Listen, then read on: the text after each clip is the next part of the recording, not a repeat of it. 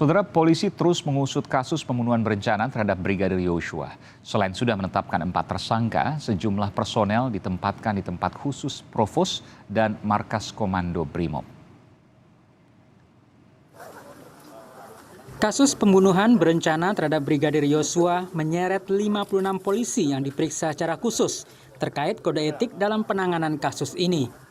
Kadif Humas Polri Irjen Dedi Prasetyo menyebut 31 personel terbukti melanggar kode etik. 31 sudah terbukti melakukan pelanggaran etik karena ketidakprofesionalannya di dalam olah TKP, kemudian ada dugaan obstruction of justice. Kepala Divisi Humas Polri Irjen Dedi Prasetyo menambahkan ada 16 personil ditempatkan di tempat khusus di Makobrimob dan Provos Polri. 4 diantaranya adalah perwira menengah Polda Metro Jaya. Betul, hasil pemeriksaan dan gelar kemarin malam ditetapkan 4 perwira PMJ, 3 AKBP dan 1 Kompol menjalankan patsus di Biro Provos Mabes Polri. Jumlah total 16 orang, 6 di patsus Mako dan 10 patsus di Provos, kata Irjen Dedi Prasetyo kepada Kompas TV. Ketua Indonesia Police Watch, Sugeng Teguh Santoso menegaskan, personel Polri yang terbukti melanggar kode etik harus dipecat tidak dengan hormat. Tetapi tidak cukup, harus juga dikenakan tindak pidana obstruction of justice pasal 221, jungto pasal 233, jungto pasal 52 KUHP yang ancamannya diperberat ya, dari 4 tahun menjadi 5 tahun 3 bulan. Sementara itu, Kejaksaan Agung telah menyiapkan 30 jaksa penuntut umum untuk menangani kasus pembunuhan berencana Brigadir Yosua. Melalui pesan singkat kepada Kompas TV, Kepala Pusat Penerangan Hukum Kapus Penkum Kejaksaan Agung Ketut Sumedana menyebut, SPDP sudah masuk ke Jampidum dan sudah ditunjuk 30 JPU untuk menangani perkara. Demikian konfirmasi Kapus Penkum Kejagung Ketut Sumedana melalui pesan singkat kepada Kompas TV. Polisi sudah menetapkan 4 tersangka kasus pembunuhan berencana Brigadir Yosua. Keempatnya adalah Irjen Ferdi Sambo yang menyuruh Barada Eliezer menembak Yosua, Barada Richard Eliezer yang menembak Brigadir Yosua, kemudian Bribka Ricky Rizal yang turut membantu dan menyaksikan penembakan, serta sopir istri Sambo, Kuat Ma'ruf, juga turut membantu dan menyaksikan penembakan. Keempat tersangka dijerat dengan pasal pembunuhan berencana dengan pidana maksimal hukuman mati. Tim Liputan Kompas TV. Polisi terus mengembangkan kasus pembunuhan berencana Brigadir Yosua. Selain telah menetapkan 4 tersangka, sejumlah personel polisi ditempatkan di patsus atau tempat khusus terkait dengan dugaan pelanggaran kode etik penanganan kasus ini hingga potensi pidana yang bisa juga dijerat kepada mereka. Pengungkapan kasus ini menjadi pertaruhan besar bagi polisi. Saudara, kami akan membahasnya bersama Komisioner Kompolnas Albertus Wahyu Rudanto, Bung Wahyu, dan juga Ketua Indonesia Police Watch Sugeng Teguh Santoso. Selamat malam Bapak-Bapak, sehat selalu. Selamat malam, selamat Pak Iman. Saya ke Pak Sugeng. Pak Sugeng, ini tampaknya kasusnya semakin rumit. Awalnya dikatakan ada pelecehan di Duren 3, ternyata tidak. Lalu kemudian ada melukai harkat dan martabat dari istri Ferdi Sambo, Putri Chandrawati di Magelang. Ini perlu dibuktikan lagi. Belakangan Komnas HAM juga mengatakan bahwa ada komunikasi antara Putri Sambo dengan Irjen Sambo ya, yang diyakini menjadi mempengaruhi peristiwa pembunuhan Brigadir Yosua. Seolah-olah kita berpikir bahwa kasus ini makin rumit, makin nggak jelas motifnya apa, abu-abu. Komentar Anda, Bung Sugeng. Kalau di tangan penyidik ahli ya, tim sus bukan tambah rumit, ini sudah terang benderang, sudah terpetakan ya, terpetakan dan terklasifikasi antara pelaku utama, kemudian pelaku yang membantu ya, kemudian soal 36 orang atau 31 orang yang melakukan dugaan pelanggaran etik berat dan obstruction of justice ya, ini sudah terpetakan. Tinggal kemudian meletakkan ya perbuatan-perbuatan masing-masing di kotaknya ya. Misalnya nih ya, soal adanya komunikasi dengan Ibu Putri dengan Pak Sambo. Itu kan pekerjaan yang harus dilakukan penyidik dengan memeriksa ya. kemudian soal isu menjadi motif. Tidak menjadi penting motif. Pak Sambo sudah mengakui bahwa motifnya adalah peristiwa 2 hari sebelum terjadinya tindak pidana pembunuhan. Motif sudah ada, ditempelkan kepada yang namanya antara kehendak untuk melakukan delik dengan tindakan delik. Tapi pertanyaannya apakah itu motifnya dan apa kemudian peran dari Ibu Putri? Itu menjadi pertanyaan karena ini hal yang paling baru. Apa kaitannya? Ya, itu kalau dalam satu pemeriksaan tindak pidana ya, nggak jadi soal, Mas, yang mana saja, ya. Nggak jadi soal karena dalam pemeriksaan tindak pidana yang diperiksa itu adalah perbuatannya, ya. Ya. Kalau motifnya diakui seperti yang dikatakan Pak Sambo, ya ditempelkan saja di dalam dakwaan nanti karena itu pengakuan dia, ya. Bahwa motif ingin diketahui yang banyak itu kan keinginan Mas Aiman, keinginan saya, keinginan publik, biar rame, ya. Tapi bahwa ada catatan juga bahwa motif perlu kemudian untuk dibuka karena bisa jadi mengandung pidana baru. Nah, kalau kemudian motif itu dibuka mengandung pidana baru, misalnya peran Ibu Putri, ya. Nah, peran Ibu Putri kita taruh lagi kepada kotak pertanggungjawaban Ibu Putri. Itu saja. Jadi cara kerja penyidik saya sudah bisa duga sudah mengarah kepada proses pertanggungjawaban masing-masing pihak.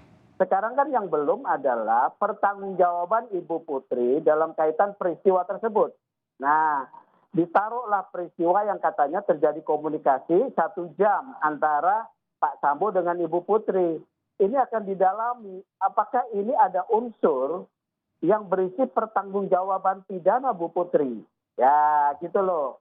Kalau ada, diletakkan dalam kotaknya Ibu Putri sebagai potensi yang diminta pertanggungjawaban pidana. Tidak Ibu Putri bisa juga terseret menjadi tersangka dalam kasus ini? Ada yang sudah tidak perlu diperdebatkan, ya, yaitu soal laporan palsu. Pasal 220, ya, membuat laporan palsu dan persangkaan palsu, ya, itu sudah tidak perlu diperdebatkan kalau mau diterapkan, ya.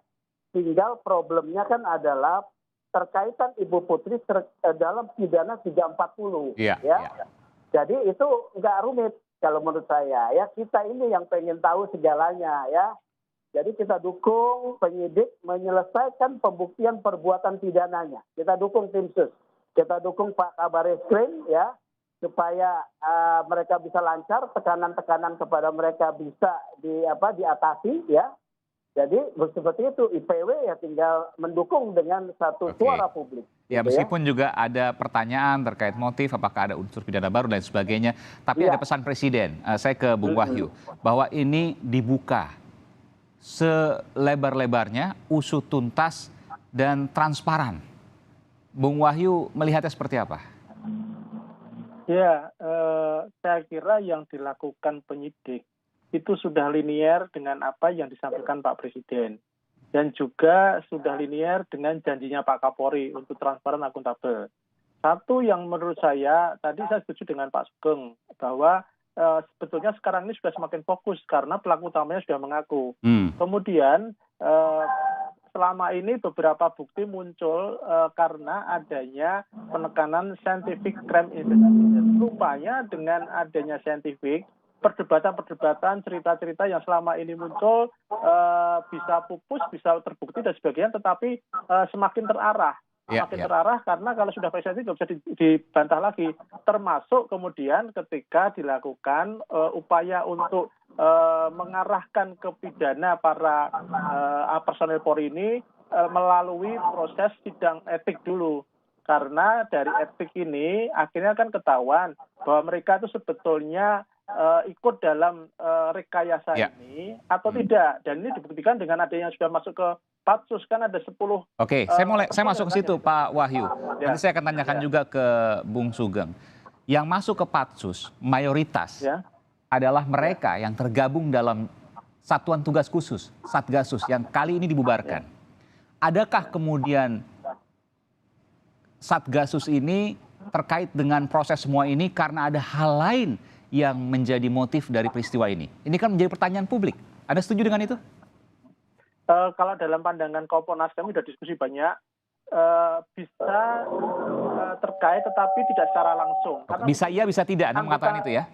ya, karena begini, anggota Satgasus ini memang mayoritas adalah orang-orang yang dekat dengan Pak Sambo, sehingga ada kemungkinan ketika dia berhubungan dengan Pak Sambo, apa yang menjadi keinginan atau harapannya Pak Sambo ini kemudian diikuti tanpa pertimbangan-pertimbangan sesuai dengan tupoksinya sebagai anggota polisi ataupun sesuai dengan jabatannya. Itu yang menurut kami di Kompolnas perlu didalami oleh penyidik. Oke. Jadi penyidik agar tadi kalau diarahkan ke obstruction of justice, saya kira itu kan arahnya ke sana. Sebetulnya sejak awal kita sudah membaca itu, penyidik kan sejak awal selalu mencantumkan Jungto pasal 55 dan 56. Itu sebetulnya kan penyidik tahu ada pihak lain yang terlibat di sini, Mas. Oke, saya ke Bung Sugeng.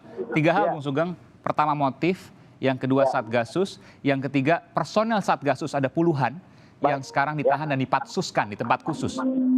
Adakah keterkaitan antara ketiganya, Bung Sugeng? Satgasus tidak terkait dengan yang namanya peristiwa pidana pembunuhan, ya.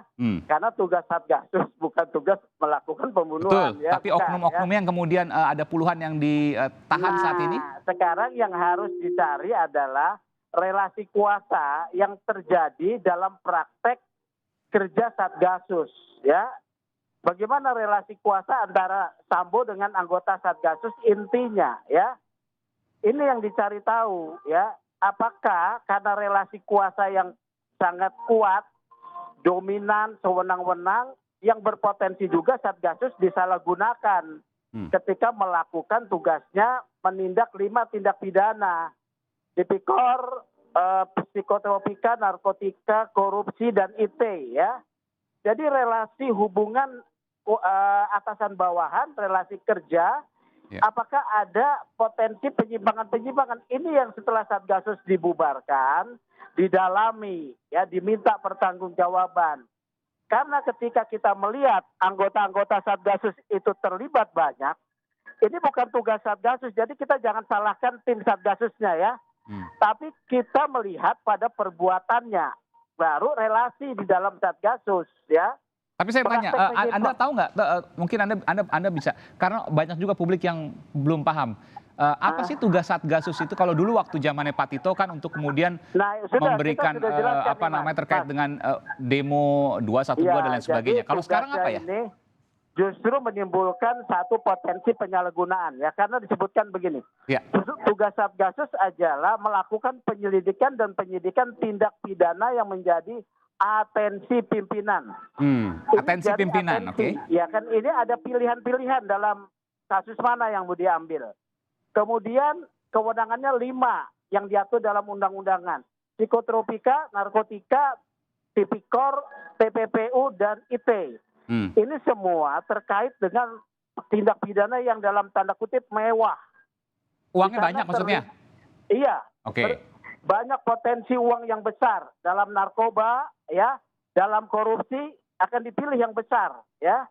Bagaimana pertanggungjawabannya kalau prakteknya kemudian relasi dalam tugas pendekatannya adalah kesewenang-wenangan, tertutup, ya, tertutup kepada publik, dan pertanggungjawaban yang tidak akuntabel, ini yang harus diperiksa. Kan Satgasus dibubarkan nih. Dikaitkan lagi dengan isu judi online. Begitu Satgasus bubar, 303 yang disebutkan sering banyak kemudian kita dengar. Betul, jadi begitu loh, ya. Jadi di sini yang kita ini, Satgasus bukan dikaitkan dengan pembunuhan, tidak ada. Tapi personilnya dan relasi hubungan di dalam sistem kerja Satgasus itu yang harus didalami. Apakah ada tindakan-tindakan lancung yang kemudian menjadi satu praktek biasa di sana. Begitu. Jadi saling mengunci begitu kurang lebih Anda mau mengatakan itu? Bukan hanya saling mengunci, saling sepakat. Saling sepakat. Saling tindakan lancung, iya. Oke. Ya, gitu ya. Oke, Bung Wahyu, ini ke depan kita masih lihat banyak karena ada perkembangan yang luar biasa. Kemarin kita dengar ada Kapus Lapor juga ditindak ya, betul ya, dipatsuskan.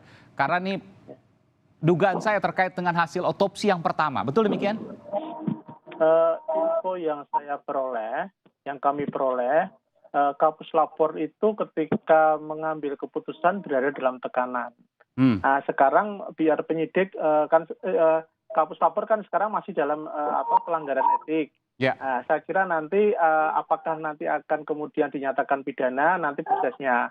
Tetapi tadi betul Pak Sugeng, ini persoalan memang relasi kuasa yang saya sebut tadi saat kasus itu memang bukan kaitan tupoksinya, tapi kaitan ada hubungan antar Oknum-oknumnya, ini. sebagian di dalamnya. Iya, ini di mana ini sudah dalam bahasa teman-teman itu sudah jadi kelompok elit.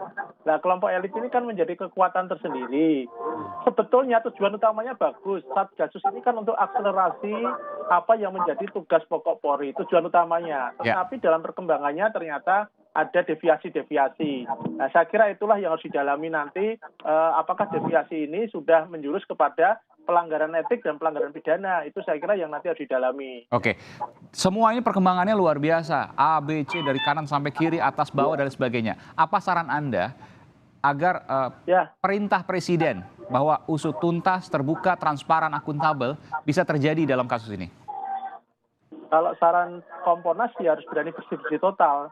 Artinya bersih-bersih total. Sekarang ini iya, artinya begini, kita harus sekarang konsekuen mana polisi yang memang benar-benar mengabdi untuk Merah Putih, mana yang mengabdi untuk kelompok atau untuk perorangan. Ini saya kira yang harus bersih total. Karena ini sekarang menunjukkan mana yang kerja benar, mana yang kerja mengabdi kepada kepentingan tertentu. Nah, saya kira internal sudah tahu lah, ini sudah tahu. Karena begini Mas, Satgasus ini beberapa yang mengeluh yang di luar Satgasus dengan adanya privilege, misalkan privilege naik pangkat cepat dan lain sebagainya ya. Iya, nah, itu saya kira ini harus kita dalami dan internal harus terbuka Mas, internal harus terbuka bahwa memang ada persoalan di dalam. Ya. Baik, saya ke Bung Sugeng terakhir, bersih-bersih, apakah mungkin dan bagaimana caranya?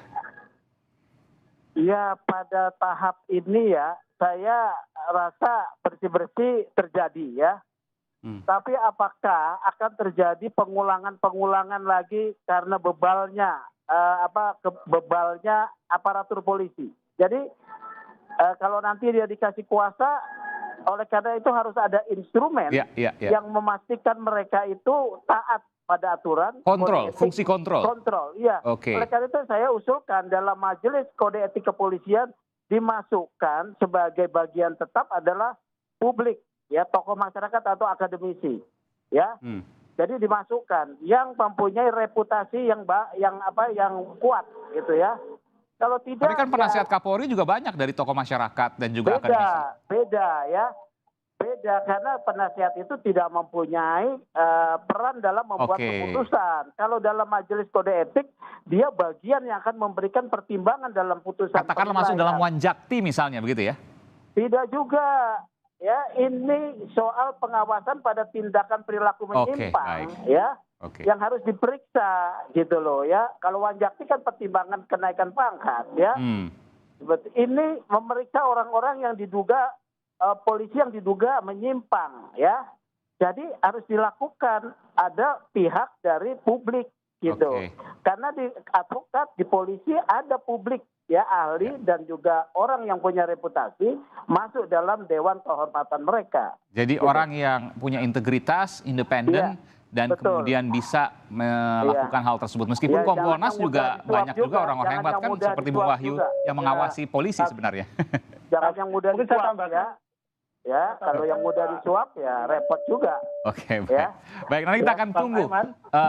Karena Kompolnas juga ikut mengawasi sesungguhnya, ikut mengontrol polisi juga. Meskipun secara kewenangan tidak sampai sebegitu besarnya seperti yang Anda harapkan tadi. Jadi problem Kompolnas itu karena kewenangannya terbatas. Baik. Apa yang diharapkan Pak Sugeng untuk kita mengawasi total itu agak banyak hambatannya.